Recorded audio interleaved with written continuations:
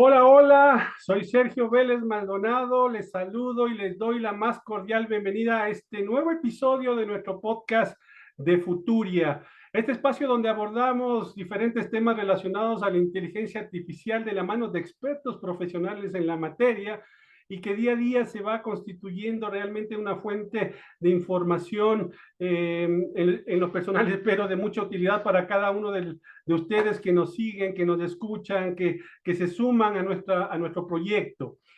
Para quienes no nos conocen aún, Futuria es un proyecto que nació con el objetivo de analizar, debatir, socializar y fomentar justamente el conocimiento de la inteligencia artificial. No solo con el fin de mantenernos al día con el avance de esta tecnología, sino de empoderarnos realmente para adaptarnos lo más rápido que podamos y aprovechar al máximo las oportunidades que ofrece esta era de la transformación, esta era del conocimiento con la compañía, con la adopción de la inteligencia artificial. Les comento que Futuria ha tenido una gran acogida desde su lanzamiento, son pocos meses que tiene este proyecto y al día de hoy ya sumamos una comunidad que está integrada por más de 40,000 entusiastas procedentes de más de 30 países que desean estar enterados de la inteligencia artificial, del avance de esta tecnología y ser parte sobre todo de este cambio profundo que estamos atravesando.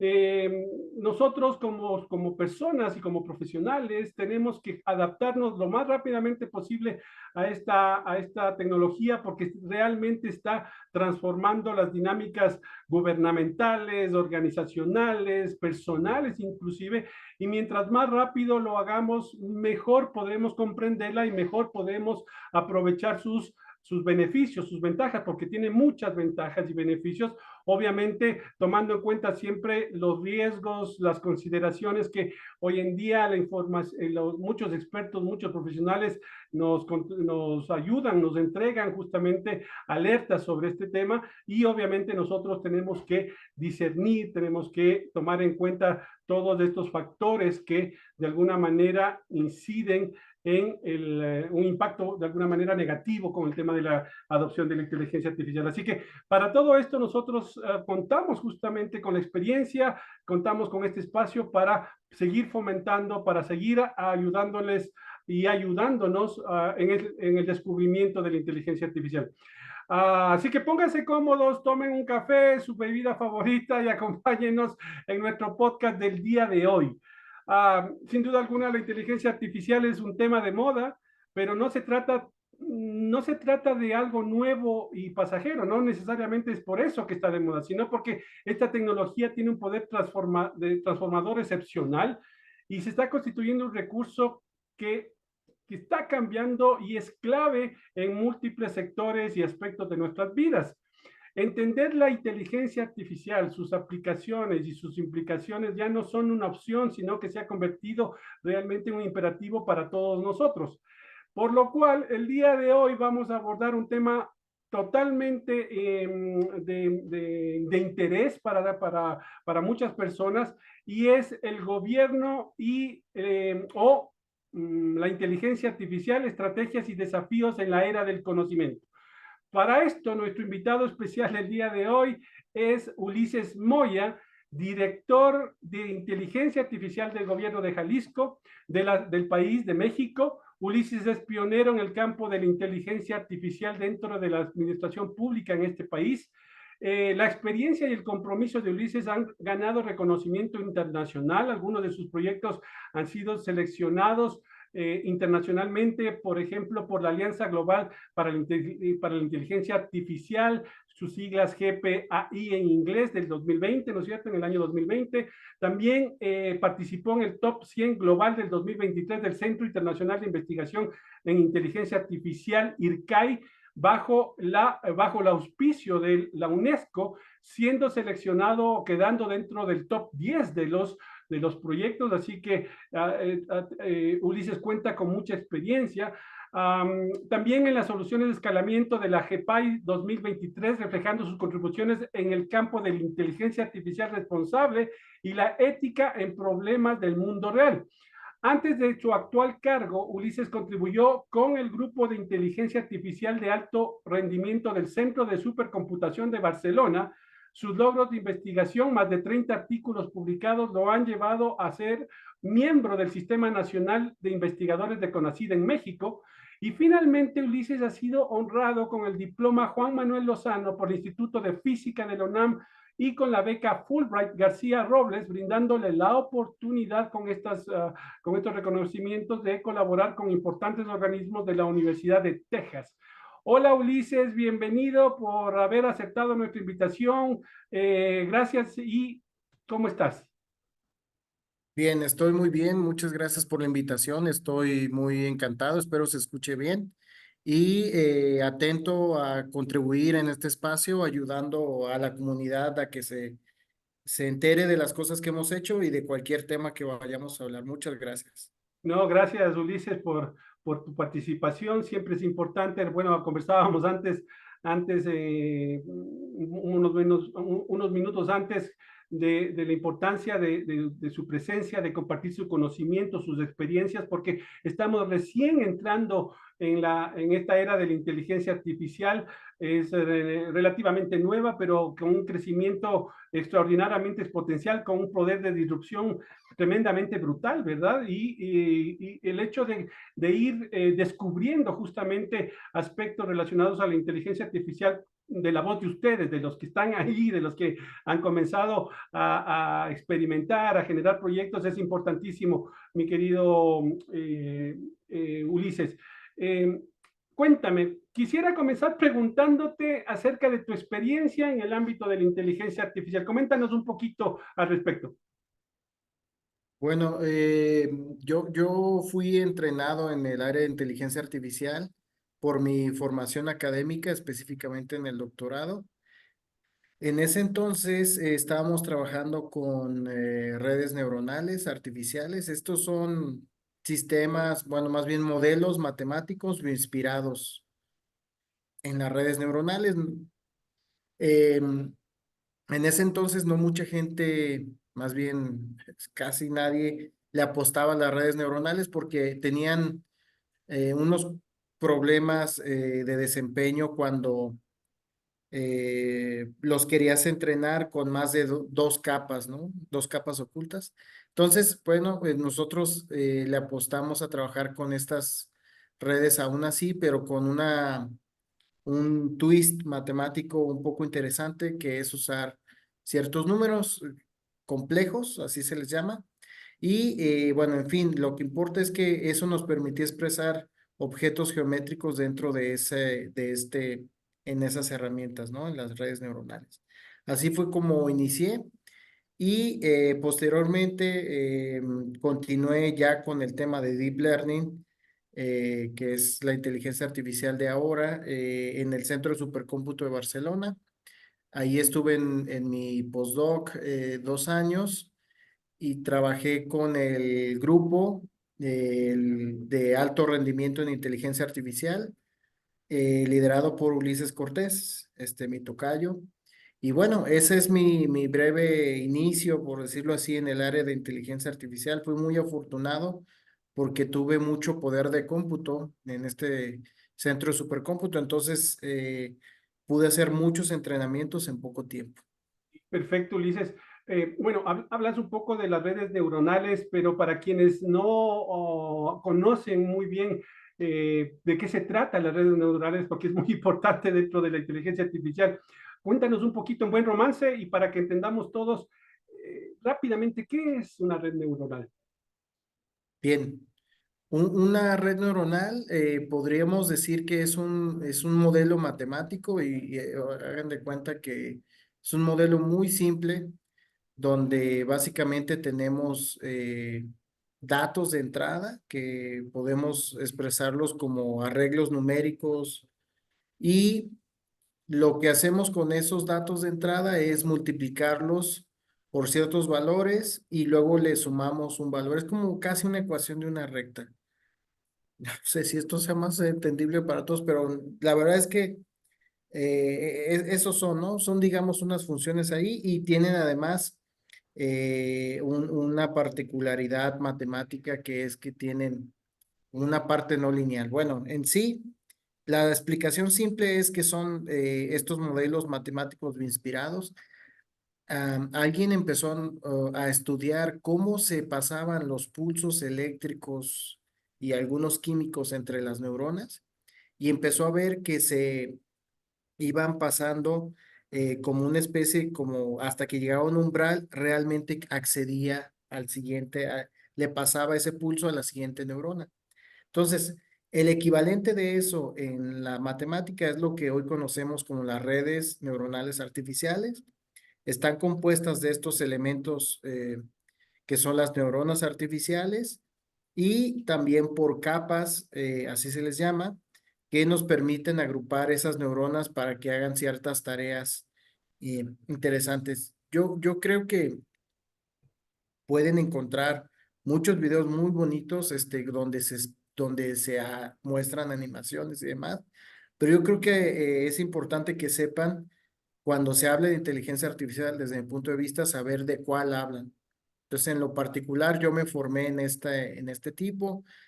Por supuesto, hay más áreas, están los agentes, están el aprendizaje reforzado y otras áreas que no necesariamente todas utilizan redes neuronales. De acuerdo. Ahora son las más exitosas, pero no siempre fue así, ¿no? Perfecto. Bueno, en la presentación de tu perfil, Ulises, mencionaba un poco el tema de tus reconocimientos nacionales e internacionales. Cuéntanos un poco sobre estos. ¿Qué es la Alianza Global para la Inteligencia Artificial y el top 100 global del Centro Internacional de Investigación de Inteligencia Artificial? Bien. Esta Alianza Global de Inteligencia Artificial es pues sí, una alianza que proviene de la OCDE, la Organización de Estados Desarrollados, estas economías más importantes del mundo, ¿no? Entonces, dentro de esas economías o estados más desarrollados del mundo, surgió esta alianza para intentar tratar los temas de inteligencia artificial dentro de esa comunidad. Y bueno, empezó muy fuerte esta alianza porque tenía a personajes de muy alto nivel liderando estas iniciativas, ¿no? Diciendo, bueno, vamos a analizar qué es lo que se está haciendo en los países miembros y también afuera sobre inteligencia artificial, ya sea en la industria o en mi caso, en el gobierno y demás. Entonces, esta alianza inició, por ejemplo, con miembros como Joshua Benjo y personajes muy destacados, ¿no?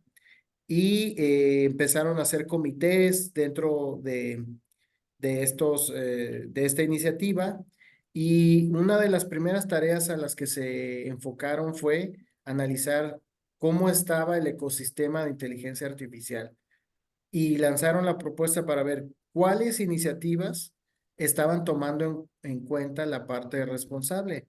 Entonces, ese es nuestro el proyecto que nosotros teníamos de retinopatía diabética para, digamos, clasificar o detectar de manera temprana pacientes con esta enfermedad. Fue uno de los seleccionados.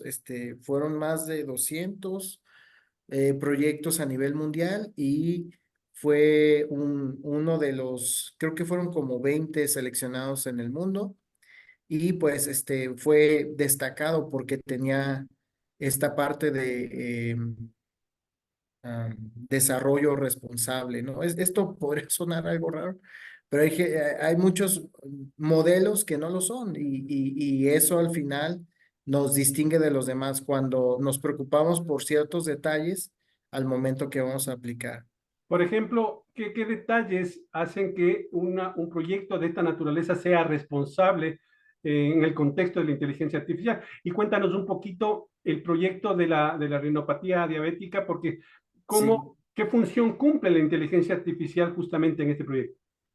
bien. Entonces, en general no hay una regla para decir que un modelo es responsable o no, depende de qué pasos se esté llevando. Pero si pudiéramos sintetizar estos o reconocer estos patrones, es que en cada una de las etapas de desarrollo se están cubriendo detalles relevantes. Por ejemplo, hay que cuidar cómo están las distribuciones de los datos, con qué se entrena, no poner, no intentar meter más sesgos de los que hay, de los que naturalmente puede haber. Si hay sesgos, hay que medirlos.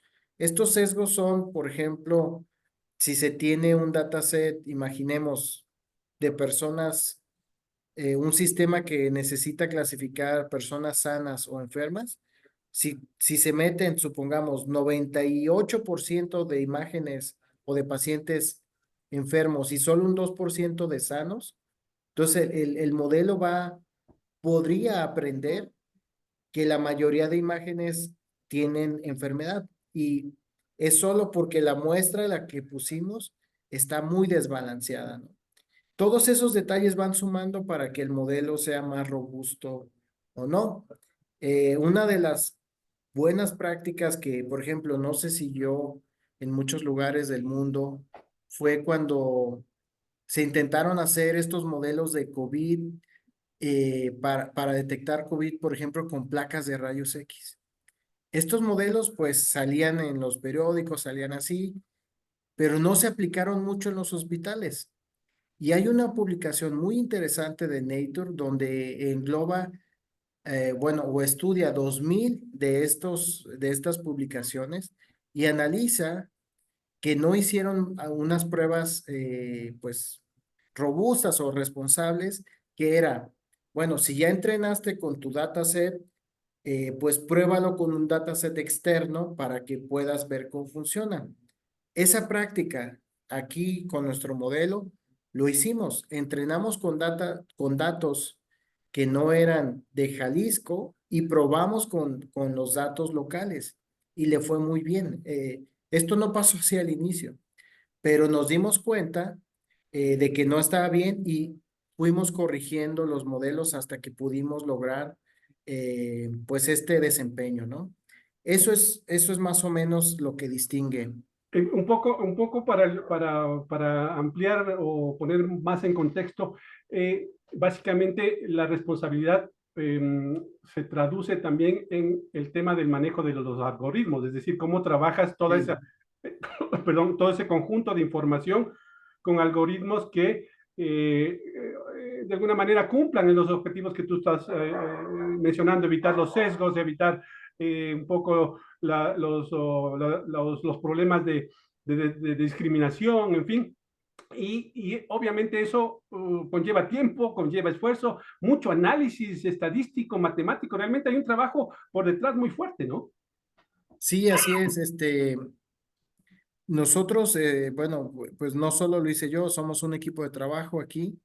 Entonces, con este equipo de trabajo que fuimos desarrollando estas ideas, revisando, enviando trabajos también, y ahí nos dimos cuenta del nivel, viendo cómo en otros países fracasaron modelos similares, pues pudimos tomar las cosas positivas y evitar esta parte, ¿no?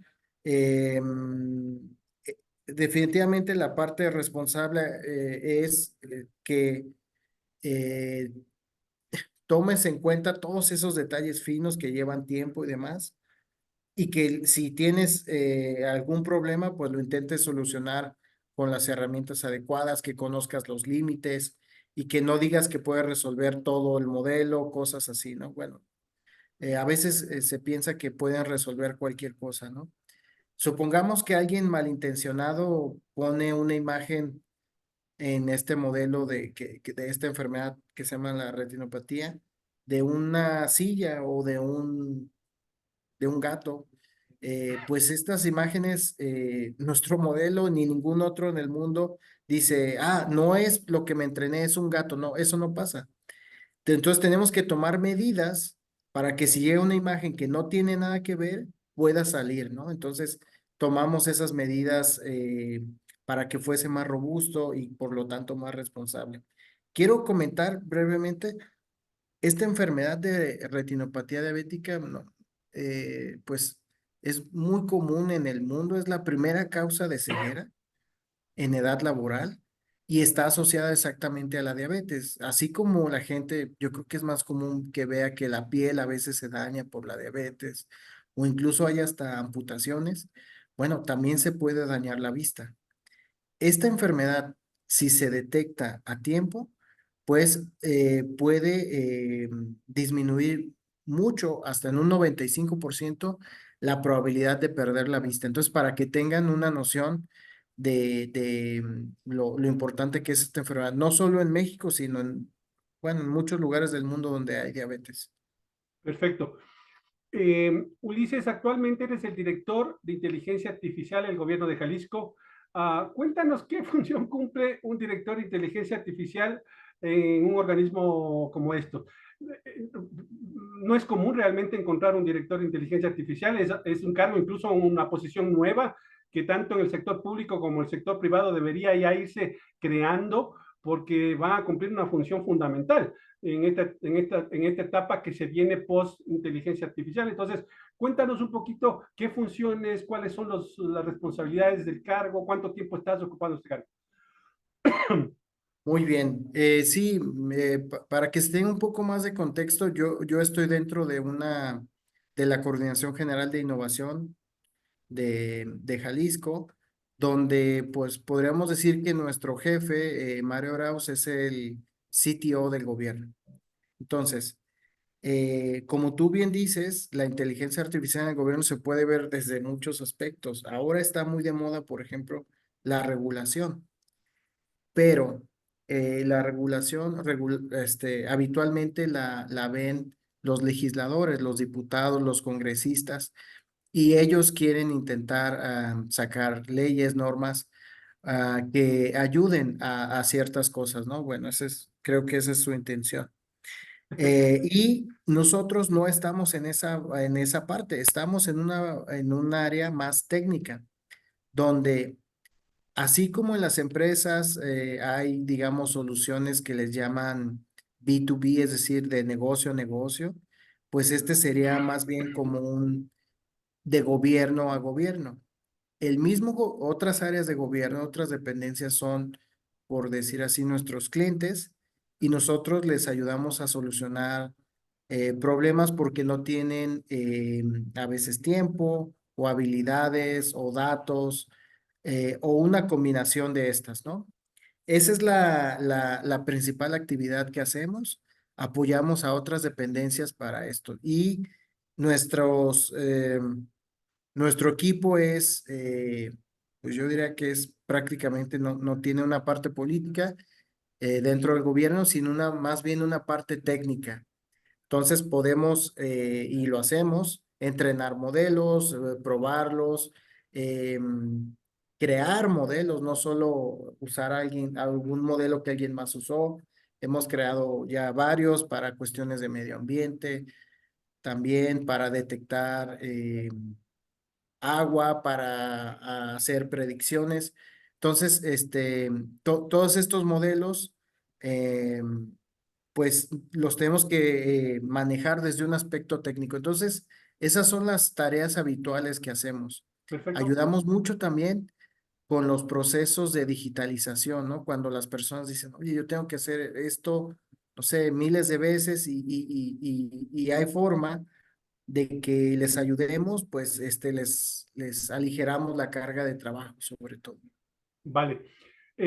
Entiendo por lo poco, por tu experiencia, por lo que nos acabas de comentar, que tú ya tienes algún tiempo ahí en el gobierno, ¿sí? Incluso antes de este boom que se dio con el tema de OpenAI, ChatGPT y todo lo que ha venido sucediendo este año. Entonces, ustedes están bastante avanzados con el tema de inteligencia artificial en el gobierno. ¿Es así?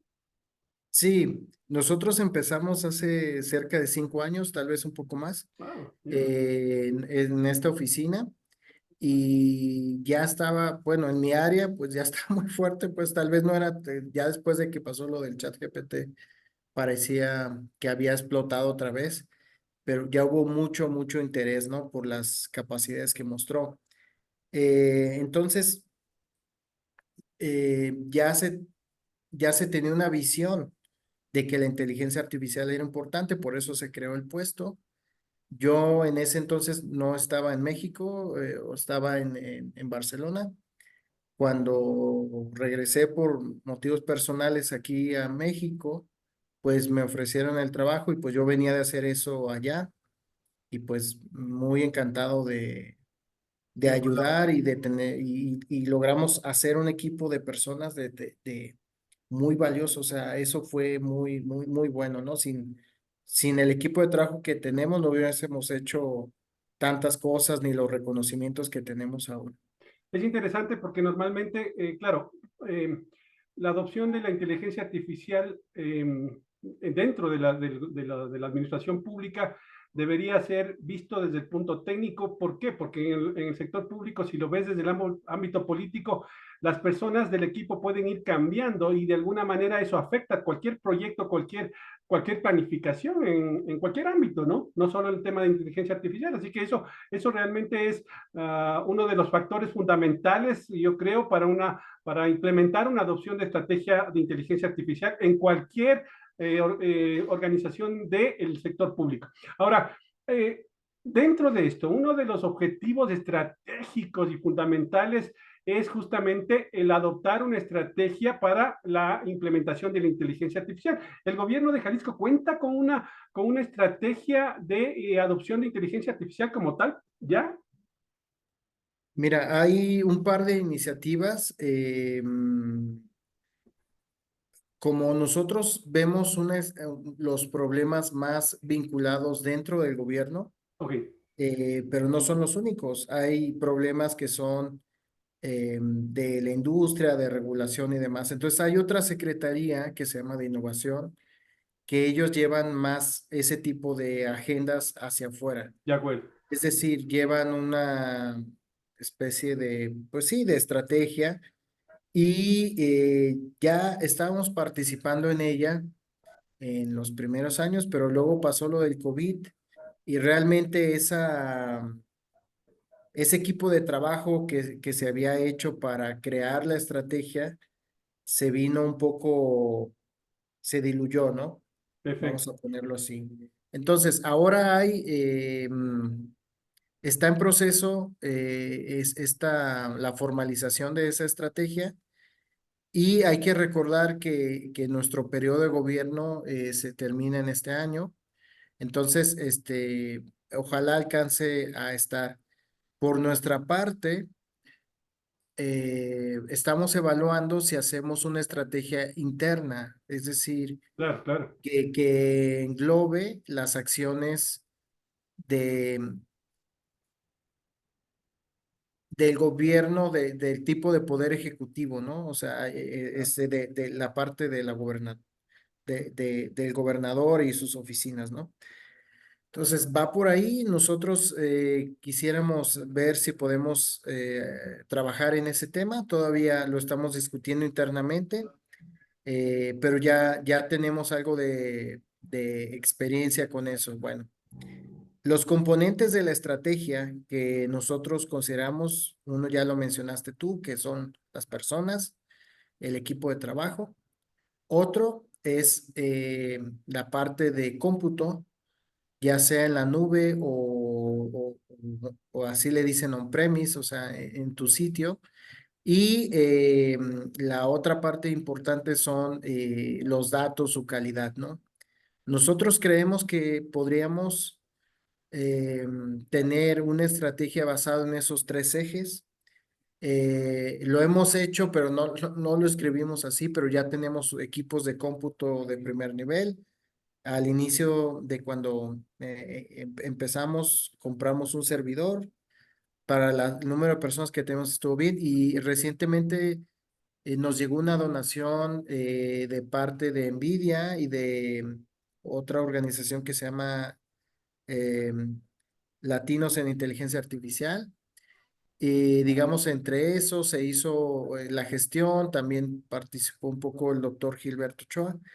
Y con ello se logró traer otro servidor más nuevo, más grande. Entonces ya tenemos dos servidores, uno de última generación para hacer esta parte, ¿no? las personas, por suerte, siguen aquí, porque, bueno, afuera les pagan el doble o el triple.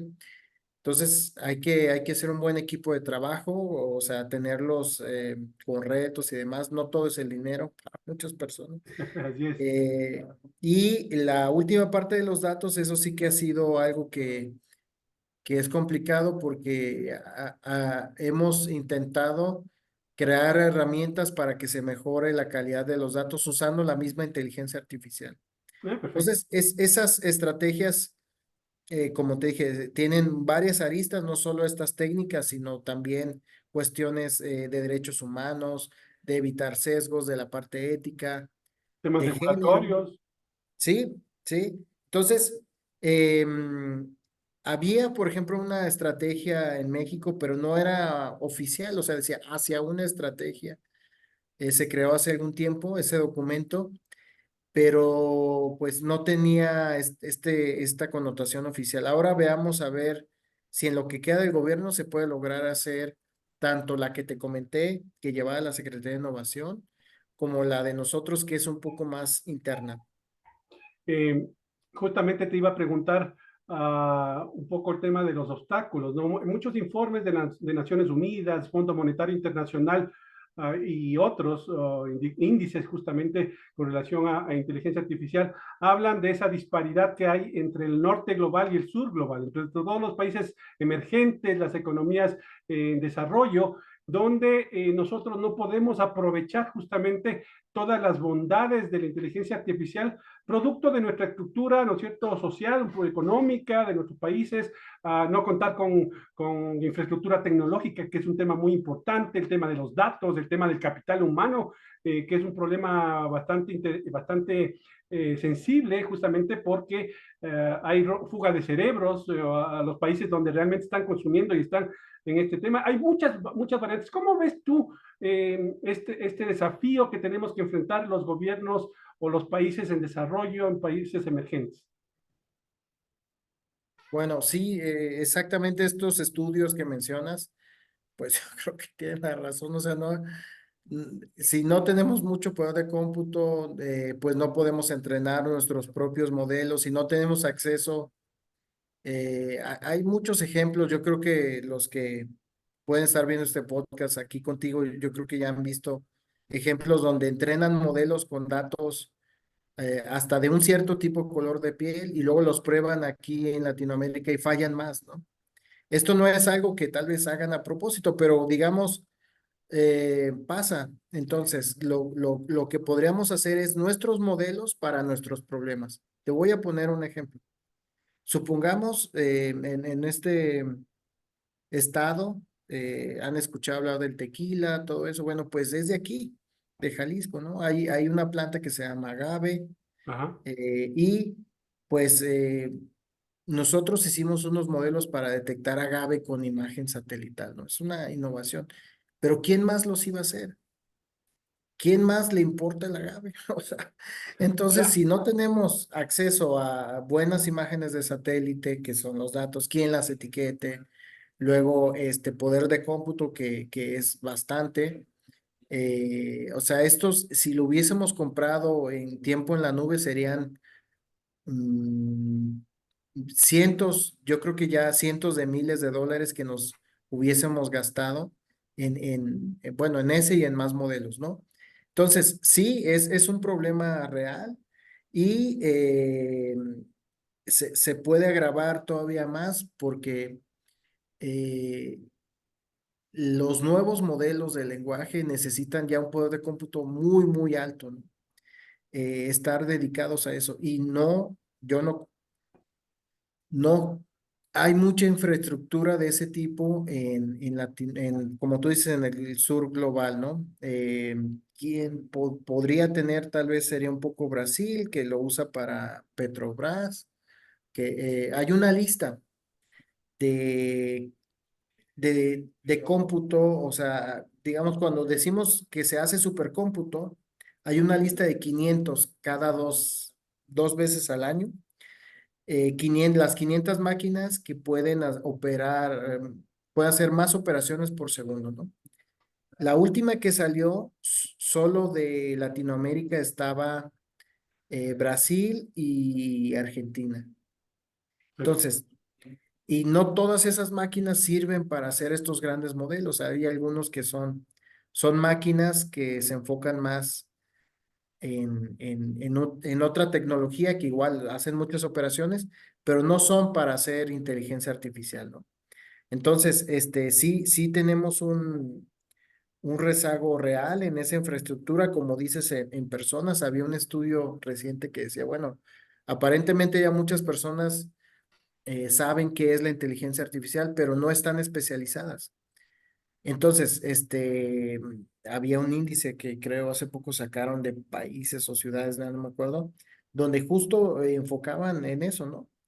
Ya este umbral está y ahora podríamos ir más hacia allá. Entonces, estoy de acuerdo contigo y solo di algunos ejemplos de cómo son esas barreras.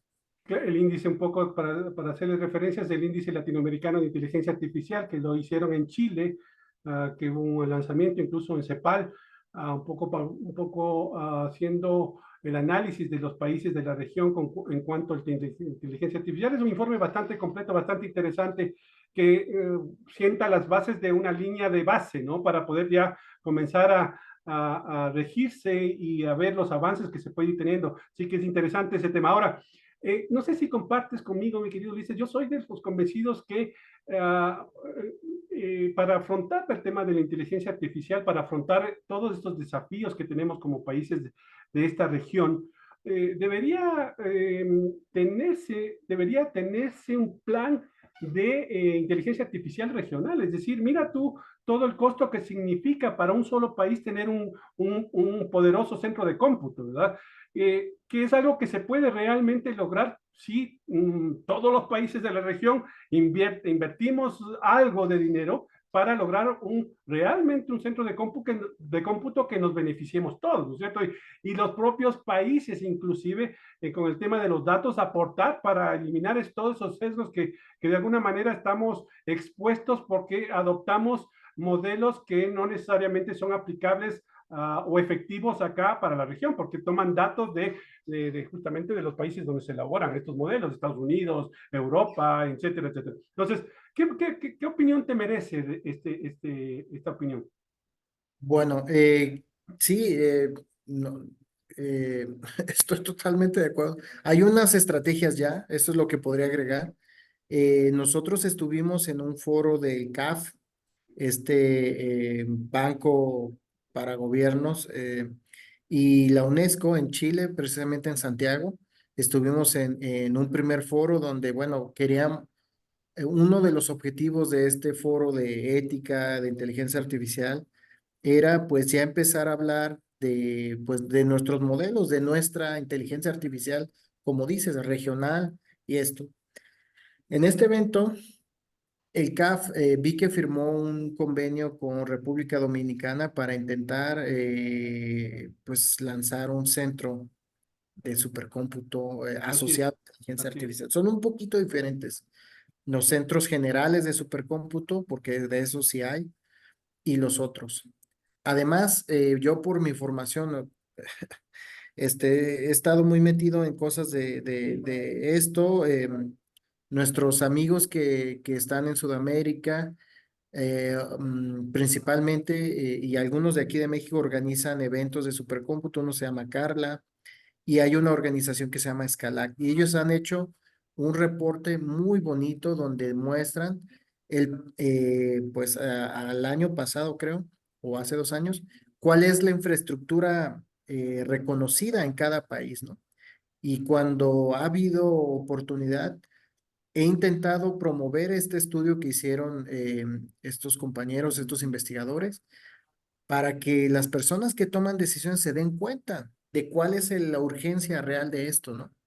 Entonces sí, yo esperaría que se logre hacer algo. Hay algunas iniciativas, por ejemplo, vinculadas entre Europa y Latinoamérica, entre Latinoamérica y Estados Unidos, donde sí se puede hacer algo de uso de procesamiento de cómputo, pero es complicado mantener los proyectos si son fuera, ¿no? incluyen algunas tareas de que algunos datos no pueden viajar o se tienen que hacer cambios etiquetados y cosas así. Todo esto que esté afuera complica un poco las cosas. Entonces, ya sea que se haga un centro de cómputo regional de muchos países o se haga uno fuerte en cada país, pues ya con lo que sea deberíamos de trabajar. Eh, Totalmente, bueno, Así es. totalmente de acuerdo. Ulises, ¿de qué forma, de tu experiencia, de qué forma los gobiernos pueden fomentar la innovación y la adopción de la inteligencia artificial? Porque una cosa es, bueno, está de moda la inteligencia artificial, todo el mundo ya está escuchando, ya un poco vamos entrando en esta dinámica de la inteligencia artificial, pero de ahí, del hecho, del dicho al hecho hay mucho trecho, dicen, ¿no? Entonces, no es tan fácil, te encuentras con muchos desafíos, pero ¿cómo pueden los gobiernos fomentar justamente la innovación, fomentar la adopción de la inteligencia artificial? Bueno, aquí hay diferentes paradigmas que se pueden usar. Mira, hay uno que no voy a hacer comentarios al respecto, pero dice uno, pues no, que el gobierno no se meta, ¿no? Así es, que no diga nada y que esté nomás así. Hay otro paradigma que es que pues el gobierno apoye, ¿no? Apoye iniciativas, empresas, capacitaciones, que yo creo que es el que está siguiendo por el momento el gobierno de Jalisco, donde intenta que en varios lugares donde hay poca adopción se empiece a, a dar la adopción mediante capacitaciones especializadas, mediante trabajos en conjunto, ayudando a que se conozca, que se incremente el ecosistema. A veces solo pensamos que se puede dar estos cambios o capacitar de manera formal con maestrías y esto que, bueno, yo vengo de esa parte y es súper importante porque podemos en general confiar de que se va a ir a fondo a un problema cuando se tiene esa formación. Pero hay otros procesos educativos que a lo mejor no son tan formales, pero que igual sirven para que las personas que, por ejemplo, estudiaron otra ingeniería, se transformen y aprendan técnicas para aplicar. Entonces, imagínate a alguien que hace temas de farmacia, diseño de fármacos, posiblemente no requiera todo el proceso de estudiar una maestría o así, o bueno, si la estudia, qué bueno, pero si se le da un entrenamiento, puede llevar toda esa especialidad que tiene, puede tomar herramientas de inteligencia artificial y dar mucho más valor al proceso que está haciendo. Entonces, yo veo que hay esas dos opciones. Aquí yo veo que usan más la número dos y hay otras cuestiones que también dicen, bueno, si hace esto el gobierno va a inhibir, ¿no? La innovación que es, por ejemplo, regular, ¿no? Este es un tema muy interesante. Esto te lo digo a título personal, no de otra manera. Ajá. Yo creo que si hay un mínimo de parte que tal vez se deba regular, hay como ciertos valores que yo creo que se deben de mantener y quiero darte un ejemplo. Si en el tiempo de crisis de COVID, por ejemplo, se estaba hablando de las vacunas que se aprobaran rápidamente y esto, bueno, en mi opinión, la regulación que había en México sobre no probar inicialmente con niños o con mujeres embarazadas, a mí me parece correcta porque va con, bueno, no sé si decirle sentido común, pero va con nuestra forma de pensar. No queremos exponer a esas personas, aunque pudiese tal vez darnos algún resultado favorable con las vacunas, ¿no? Hay un límite, pues, o sea, nosotros empezamos con voluntarios, luego se hace esto y luego aquello, ¿no? Ya hay un riesgo menor. Entonces, yo creo que sí debería de haber algo que nos ayude a mantener al menos ciertas cosas que creo que en sociedad... De acuerdo. Parece que se nos fue un poco la señal con Ulises. Ulises, ¿puedes escucharme? Se congeló un poco tu señal. Avísame si es que puedes, por favor, ver qué está pasando con la cámara. Creo que con tu señal de internet. Bueno, mientras tanto, mientras Ulises puede mejorar y solucionar este tema, ya volvió. Gracias, Ulises. Perdona, ¿ahí me escuchas? Sí, discúlpame, yo vi que aquí en mi computadora se fue la red un segundo. No te preocupes, tranquilo. Me parece interesante las reflexiones que haces con en torno al tema de los gobiernos, ¿no? De la administración pública. Yo creo que hoy más que nunca tienen un rol fundamental, porque los gobiernos tienen los datos, las empresas no tienen los datos como los gobiernos, ¿verdad? Partiendo por ahí, se vuelve fundamental para la alimentación de los modelos. Dos, los gobiernos tienen los recursos, no necesariamente las empresas podrían tener el nivel de recursos que se necesitan. Digo, no necesariamente porque sí hay empresas que tienen ese poder, pero no es la generalidad y tampoco el fin de una empresa es la contribución social, ¿verdad? Un poco el impacto social, el impacto que pueda generar para la mayor cantidad de personas. Entonces, son dos temas totalmente diferentes, la visión con la que se puede entender o con la que se puede adoptar y asumir la inteligencia artificial. Los recursos. Tres, el tema de mejorar justamente o de implementar proyectos de inteligencia artificial para beneficio de los ciudadanos, de todas las personas. Entonces, creo que hay matices y temas muy importantes donde lo colocan o colocan a los gobiernos, a la administración pública, en un sitio muy relevante con el tema de la inteligencia artificial. No sé qué opinas al respecto. Bueno, hay aspectos que sí son, como dices, hay muchos datos, pero en general los gobiernos no son dueños de esos datos, son las personas, ¿no? Y pueden en casi, bueno, mm, yo espero que en casi todos los gobiernos existan algo que se conoce como los derechos ARCO, donde cualquier persona puede borrarse o ya no participar en ciertas cosas. Entonces, sí están los datos, está la salvedad de que no son exactamente del gobierno, hay poder de cómputo, lo que no muchas veces hay son personas técnicas que puedan transformar eso en algo, en un modelo bien responsable. Ahora estamos nosotros aquí intentándolo hacer, como dices, pero sí, sería algo ilógico pensar que esta tecnología solo pueda servir para la industria y no para un bien social o para la educación o para otras cosas. O sea, más bien esta idea es la que,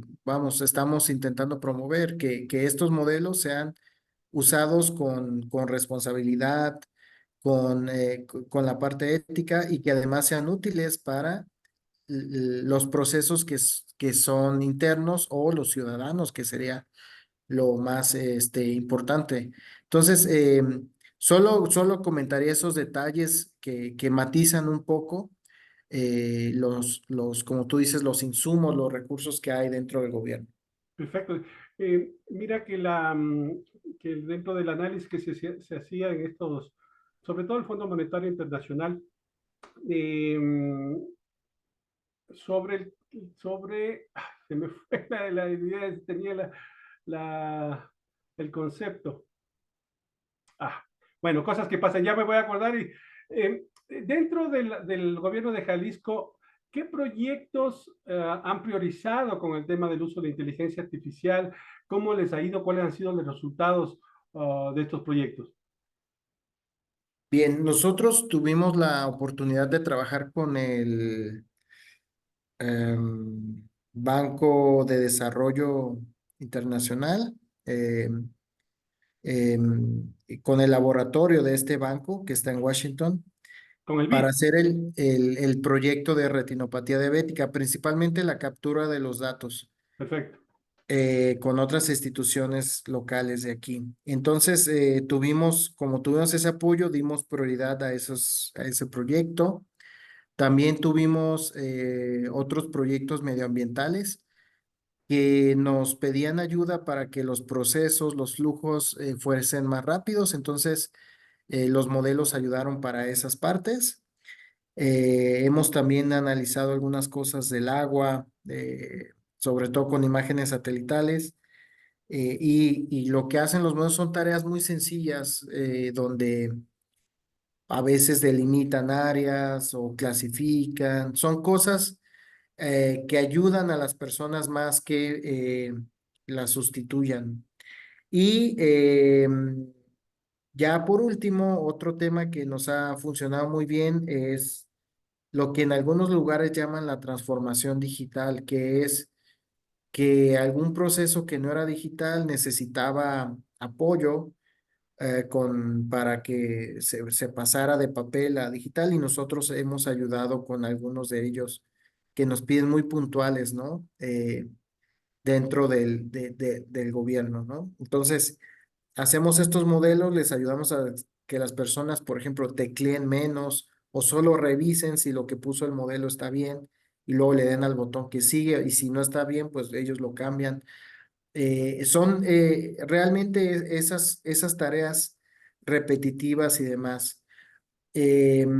Creemos que puede servir para todavía más cosas, pero tenemos mucho cuidado cuando hacemos los modelos para intentarlos encapsular en sistemas que no permitan tanto que se usen de manera discriminada, ¿no? O sea, o mal, pues, o sea, mal en muchos aspectos, ¿no? Como te dije, que metan imágenes de otra cosa o interpreten de cierta manera la salida.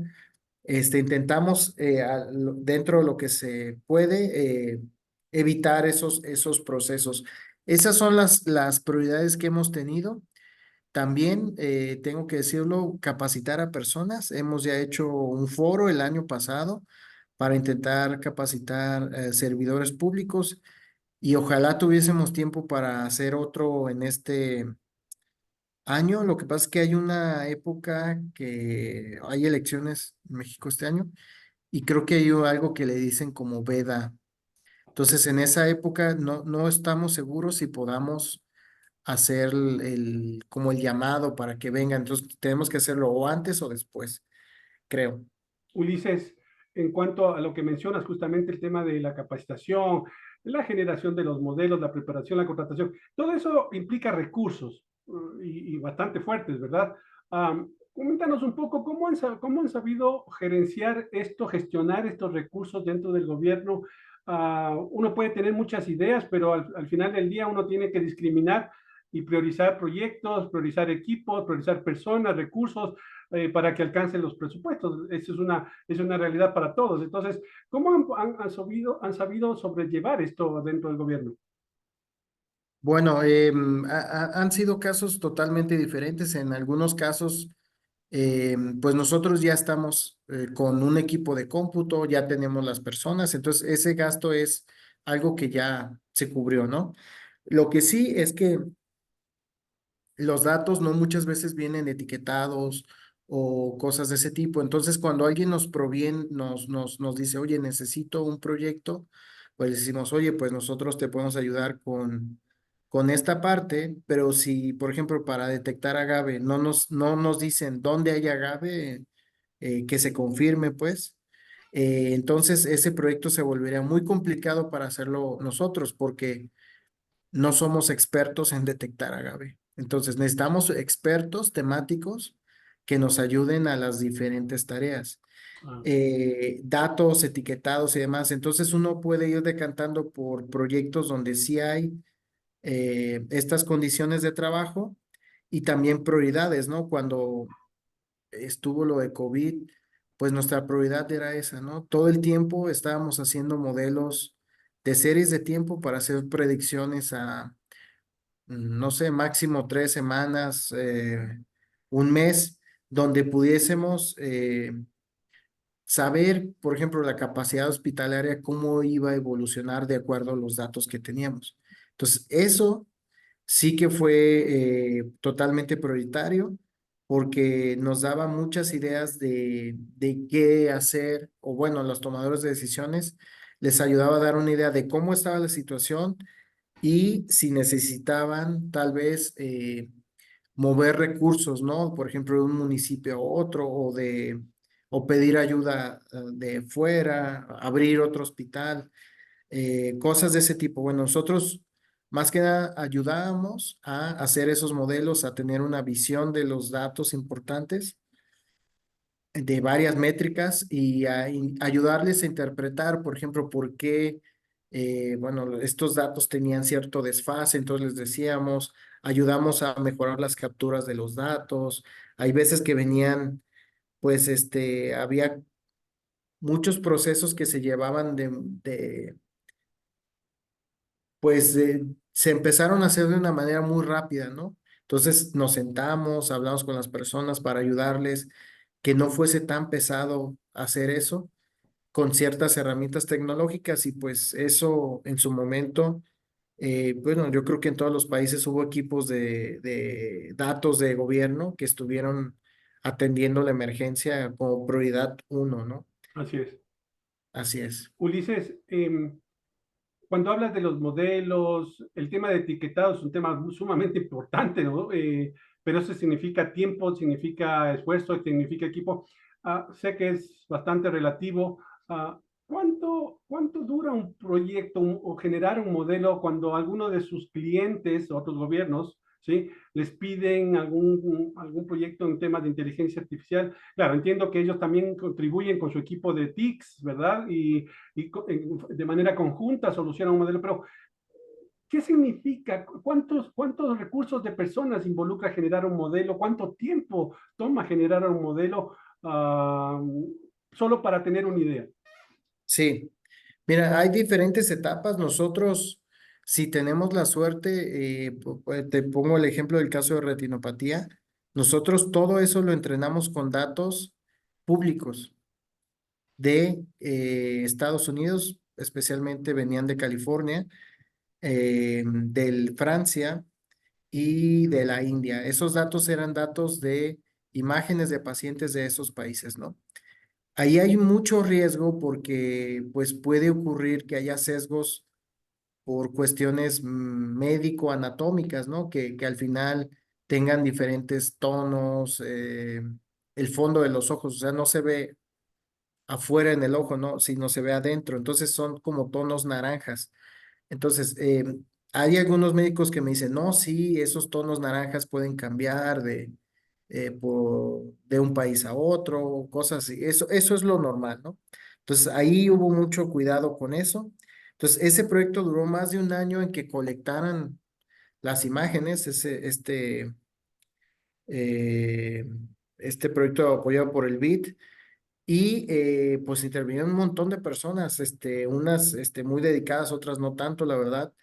Y la idea era hacer un piloto. Entonces, al final se tomaron las imágenes de Jalisco en 3 hospitales. O sea, eso fue muy grande, ¿no? Entonces llevó esto. Entonces, eso llevó muchos años y eso. Nosotros no éramos responsables ni de la adquisición, ni de que etiquetaran, aunque sí le recomendábamos, pero al final en algunas cosas sí nos hicieron caso, en otras no, desgraciadamente. Pero el punto es que participaron muchas personas y se obtuvo un muy buen resultado, a pesar de que nuestros modelos no fueron entrenados con imágenes de Jalisco, sino las usamos meramente como de prueba.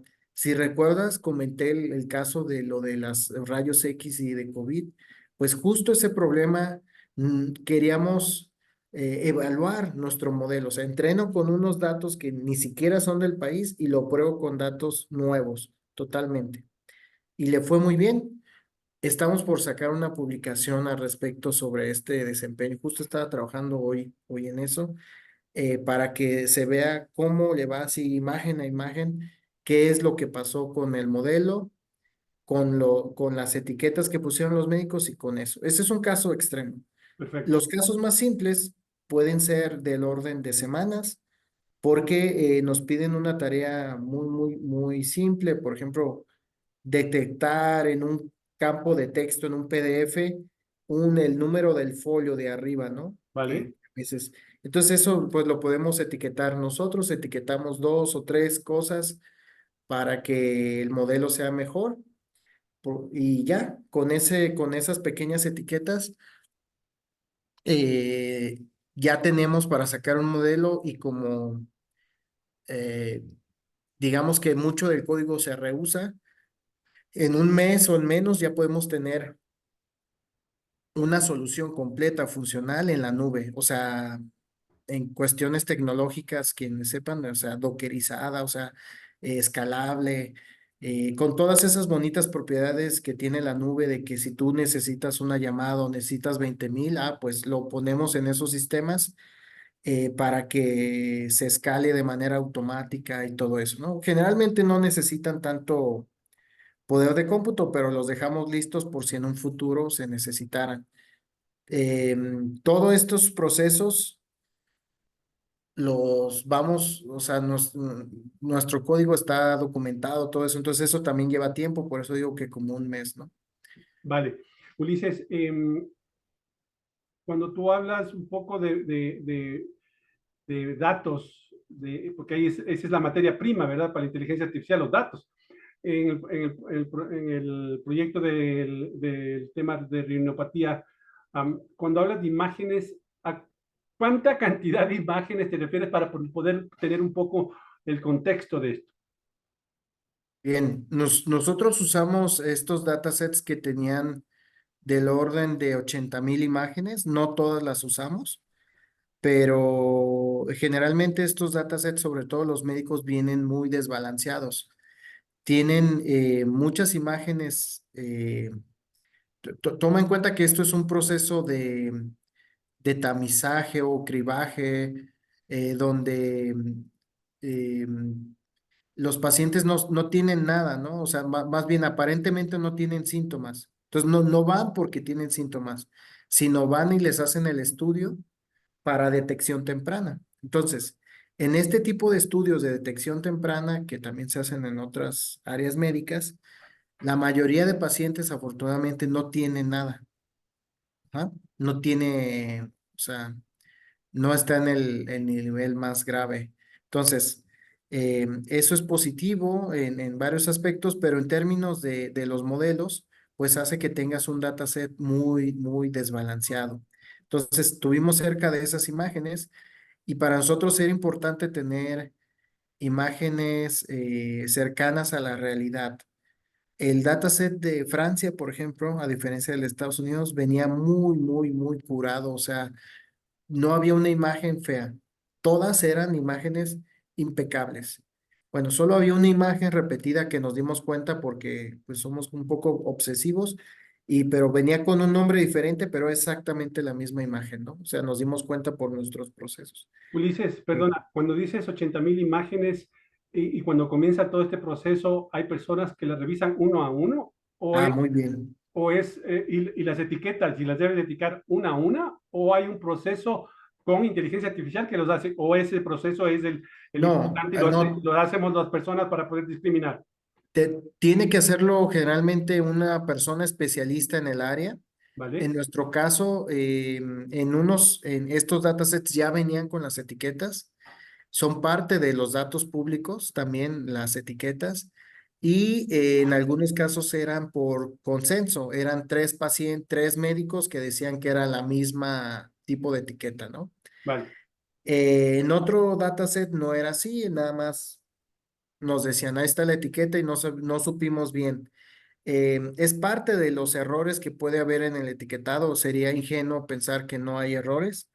Entonces, sí, es parte. Lo que hicieron en el proyecto fue tomar, hasta donde entiendo, la parte de etiqueta por consenso, donde pues de tres médicos, o sea, si etiquetaban dos médicos igual, pasaba, y si no etiquetaban diferente, llegaba uno como con mayor expertise a definir qué era, ¿no?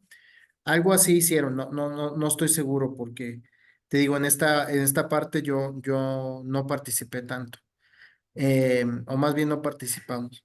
Entonces, ya a nosotros al final nos dieron, en el caso de las imágenes de Jalisco, pues esas imágenes y su correspondiente etiqueta y algunos metadatos que también eran valiosos para analizar cómo estaban las cosas. Entonces, tu pregunta es muy buena porque este tipo de inteligencia artificial es muy hambrienta, el deep learning de datos. Es muy, generalmente decimos, no, pues entre más tengas mejor, ¿no? Y bueno, ¿cuánto es mucho? Bueno, ¿cuánto es lo que quieren, no? Pues hay, por ejemplo, un dataset de 1 millón de imágenes de entrenamiento, ¿no?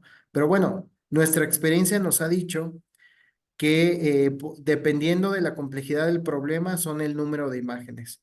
De acuerdo. Eh, entonces, un problema simple con decenas, cientos de imágenes puede ser, y ya un problema más complejo pues va a requerir más imágenes, ¿no? Del orden de cientos o de miles. Y de ahí lo que tengas hacia arriba generalmente es como positivo, o sea, entre más tengas, la regla aquí es mejor de datos, ¿no? Bueno, bien etiquetados, porque si también están todos, o con baja calidad, pues no te sirven tanto. Claro, no, y gracias por esta explicación, porque básicamente la idea es entender cómo es que se maneja el tema de los datos, la cantidad, el tema de los etiquetados, un poco, o si nos puedes explicar rápidamente, que ya vamos terminando, para qué función cumple, porque es muy importante el tema de la etiqueta para que la inteligencia artificial reconozca un poco las características de lo que se trata, esa imagen, ese dato, etcétera. Claro, sí, disculpen, a veces hablo como si estuviese con colegas, ¿no? Con un equipo de trabajo. Bueno, las etiquetas es algo súper importante. La forma en la cual estamos haciendo inteligencia artificial tan exitosa es porque le enseñamos ejemplos. Entonces, le enseñamos una imagen y lo que es, suponiendo un caso, podremos decir, enseñarle una imagen donde está un gato y luego le ponemos una etiqueta que dice gato, ¿no? Entonces, después le enseñamos otra imagen donde está un león y tiene una etiqueta de león y al final va el modelo aprendiendo a través de nuestros ejemplos, de los ejemplos que ya le dimos. Si por alguna razón alguien se equivoca o hace switch en las etiquetas, pues eso le crea conflictos al modelo y puede haber muchos más problemas. Hay un clásico ejemplo que se menciona sobre alguien que quiso clasificar lobos y perros. Entonces, cuando empezaron a analizar, vieron que no se equivocaba. Entonces, esto es una alerta. Siempre que un modelo no se equivoca en nada, es una alerta de que está mal, ¿no? Y bueno, pues sí estaba mal, porque todos los lobos que le mostraban estaban en un fondo de la nieve, ¿no? Entonces, ¿cuándo se dieron cuenta que se equivocaba en eso? Porque empezaron a ver en fotos de perros domésticos que estaban en la nieve, los clasificaba como lobos. Ah, perfecto. Entonces, esto es algo que es una debilidad de la técnica, que a veces se fija en cosas que no queremos, ¿no? En este caso se fijaba en el fondo y no en el objeto. Ahí, por ejemplo, para solucionar este problema, ¿cuál sería la etiqueta adecuada a ese ejemplo? Es decir, ¿cómo la inteligencia artificial o qué le deberíamos indicar, qué algoritmo deberíamos aplicar para que no se confunda? Bueno, que hay unas estrategias un poco así. Mira, hay unas personas que lo que hacen es van y agarran literalmente con Photoshop o con técnicas así, van y los pegan en este caso a los perros en la nieve y a los lobos en una casa, ¿no?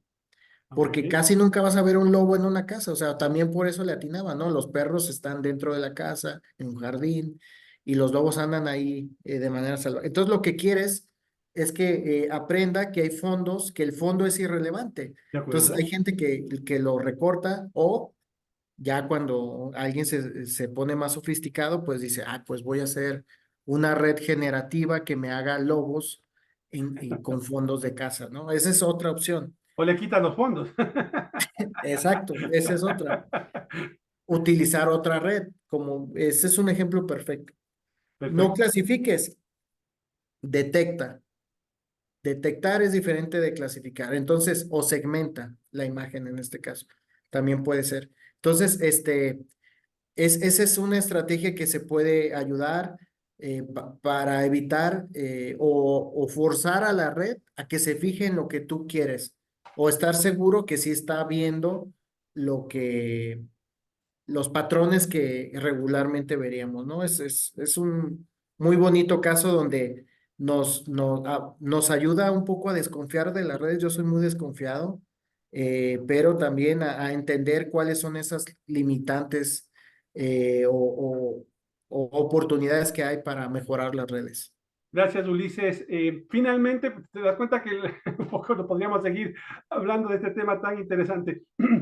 Finalmente, ya con tu experiencia, con todo lo que has venido trabajando en el gobierno de Jalisco, ¿qué recomendarías a las personas que están dentro de los gobiernos, de la administración pública, para el tema de la inteligencia artificial? ¿Cómo deberían enfocarla? ¿Cómo deberían asumirla? ¿Cómo deberían iniciar realmente un proceso de adopción de inteligencia artificial? Bien, yo creo que deberían de pensar mucho en las personas, que tengan personas con habilidades tanto técnicas como pues las que también se conocen como soft skills. No todo es la parte técnica de manejo de proyectos y demás, es importante, pero definitivamente la parte técnica aquí es importante. Yo creo que no es fácil porque por el momento la industria está requiriendo muchas personas y eso hace que se eleve mucho el costo de contratación. Entonces, si no hay ese campo, pues empezar a capacitar y ayudar a las personas para que vayan tomando estos roles e ir creciendo juntos en el equipo, ¿no? Una estrategia de capacitación y estas personas, pues que puedan ir uniendo los puntos. El otro punto es algo que ya hemos mencionado aquí, son los datos. Hay que procurar que ya no haya tantos Exceles por ahí, no sé, y la comunidad luego se vuelve es un tema, a lo mejor es ¿Ya? medio técnico, pero hay que empezar a migrar a bases de datos, a estructuras más robustas, ¿no? Claro, Los que claro. llaman los data lakes, cosas así. Bueno, y ya lo último, siempre pensar en el poder de cómputo, que si te fijas son los tres pilares de muchas estrategias de varios países, son esas tres: educación o personas, datos y poder de cómputo. En el poder de cómputo, pues, recordarles que tampoco es barato. Estas máquinas pueden llegar a costar mucho en la nube y a veces es más redituable tener una en el data center, ¿no? Que es lo que nosotros hacemos. Claramente nos hemos ahorrado muchísimo dinero al haber, al inicio de nuestro periodo de gobierno, haber comprado una, pero mucho nos ahorramos. Entonces, Ulises, esas serían mis recomendaciones. perfecto, muchas gracias. Solo para finalizar, cuando hablas de poder de cómputo, y para entender todos, ¿no? Porque un poco relacionamos a capacidad de terabytes, velocidad, Bien. etcétera. ¿Qué es realmente algo funcional para operar todos estos modelos en cuanto a esto? ¿Qué se Sí. necesita y cuánto es un presupuesto referencial para iniciar un centro de cómputo? Bien, precisamente lo que necesitamos es lo que muchas personas que tal vez nos estén viendo tienen en sus computadoras para videojuegos. Necesitamos unos aceleradores que se llaman GPUs. Entonces, esos GPUs que están en las computadoras de las personas que juegan videojuegos son muy buenos para hacer operaciones matemáticas de arreglos de números. Entonces, eso es exactamente lo que se usa en el deep learning. Entonces, estamos hablando de que entre más GPUs tengamos y más memoria tengan esas GPUs, mejor. Un Perfecto. presupuesto base, por ejemplo, ese equipo que donó NVIDIA estaba en un valor, factura más o menos de 250 o $170,000 hace como 2 años. Eh, es un equipo grande, es inusual tener un equipo así de grande, sino que la mayoría de gente dice, bueno, voy a tener dos pequeños o tres pequeños o así, ¿no? Pero bueno, así hicieron este producto y ese fue el que donaron. Supongo que esa es la referencia. Lo que ha pasado últimamente es que este creador de estas GPUs tiene tanto demanda que aunque tengas dinero a veces no lo puedes comprar porque pues simplemente no hay. Entonces, los venden a otros lugares, ¿no? Hay hasta una política de que en ciertos países no puedan venderle a esos países estas GPUs. Ah, Entonces, perfecto. es todo un tema, ¿no? Por suerte, yo entiendo que ninguno de Latinoamérica tiene esa restricción, creo. Entonces, no hay problema de eso. Más bien el problema es, eh, pues, esa capacitación y demás, ¿no? De acuerdo. Ulises, te agradezco muchísimo por toda esta hora que nos has compartido tus conocimientos. Ah, para mí es grato compartir y enriquecerme de su conocimiento. Un poco ustedes son mi inteligencia artificial. De su conocimiento me voy alimentando, voy aprendiendo, voy conociendo realmente esta tecnología que nos está transformando realmente a todos. Y te agradezco muchísimo por tu participación. Desde ya te invito a nuevos eventos, nuevos foros. Vamos a hacer algunos eventos para nivel latinoamericano y quisiera que estés presente. Así que desde ya formas parte de esta comunidad. Cualquier investigación, cualquier proyecto que tengas en mente, pues lo podemos socializar por este vía. Como les había dicho al inicio, ya es una comunidad de alrededor de 60,000 personas a nivel de varios países. Entonces, tenemos ya una difusión bastante interesante y que puede ayudar justamente a socializar y fomentar el tema de inteligencia artificial. Sí, muchas gracias por la oportunidad de hablar del premio de la UNESCO, de lo de GPI, de todas las cosas que hemos hecho acá. A veces hacemos esas cosas y no se entera nadie, ¿no? A veces ni aquí en el estado. Entonces, yo agradezco mucho la oportunidad, cuenta con mi apoyo y quiero a veces, hablo sin pensar demasiado técnico, ¿no? O bueno, más bien pensando en una línea técnica y me disculpo si en algún momento hice demasiado uso de este lenguaje técnico. Más bien los invito a que investiguen un poquito más y con todo gusto aquí estamos para cualquier otro evento, apoyarlos, mientras podamos, con todo gusto y muchos saludos. Perfecto, gracias Ulises. Gracias a todos y todas por haber estado en esta interesante charla con Ulises. Como ven, vamos descubriendo, vamos conociendo, vamos adentrándonos cada día más en este fascinante mundo de la inteligencia artificial. Es imperativo que todos vayamos conociendo respecto de esta tecnología. Es importante irla asumiendo. Muchas personas todavía no están conectadas con lo que está pasando, no necesariamente saben de toda esta revolución que está generando la inteligencia artificial, así que es bueno que ustedes ayuden a generar debate, análisis, conversatorios. Todos los espacios son necesarios, sobre todo en América Latina, que como ven en los informes de estos que conversábamos con Ulises del Fondo Monetario Internacional de Naciones Unidas, sí hay una situación bastante diferente con relación al tratamiento de la inteligencia artificial con los países del norte, con los países desarrollados.